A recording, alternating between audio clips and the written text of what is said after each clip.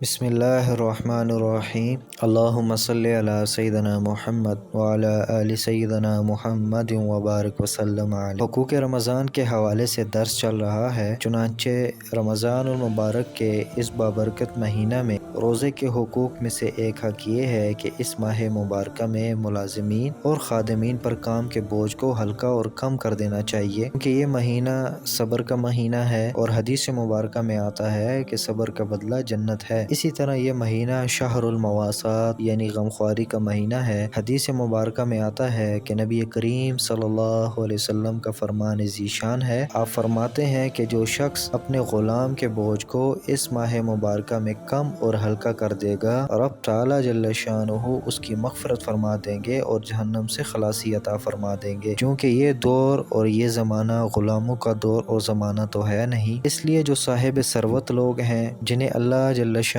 نے مال کی دولت سے نوازا ہے، تو وہ لوگ اپنے کام کاروبار کی جگہوں پر اور اپنے گھروں میں مدد لینے کے لیے ملازمین اور خادمین رکھے ہوتے ہیں، تو انہیں چاہیے کہ دیگر مہینوں کی بنسبت اس مہینے میں اپنی مصروفیات کو بھی تھوڑا سا کم کریں اور ملازمین اور خادمین پر بھی کام کا بوجھ جتنا ہو سکے کم سے کم ڈالیں۔ ہم پورا سال کماتے ہیں، دنیا ہی کماتے ہیں، دنیا ہی کے لیے محنت کرتے ہیں، تو مالک کو بھی چاہیے کہ اپنی مصروفیات کو کم کر دے اور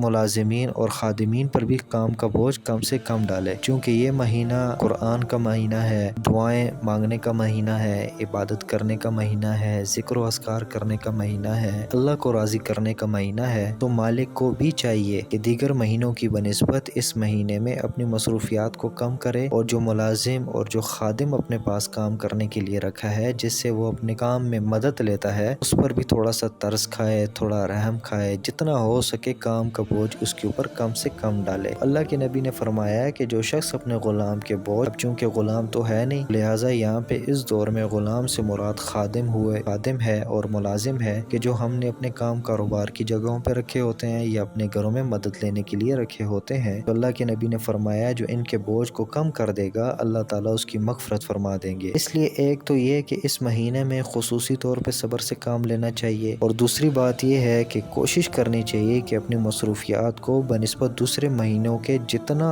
ہو سکے کم کر دے، اور اس کے ساتھ ساتھ اپنے ملازمین، اپنے گھر والے، اپنے ماتحت جتنے بھی ہیں، ان پر بھی کام کا بوجھ کم سے کم ڈالے، ان پر بھی رحم کھائے، ترس کھائے، انہیں بھی وقت دے عبادت کرنے کے لیے، تاکہ اللہ کی محبت اور جنت میں دخول، جہنم سے خلاصی کا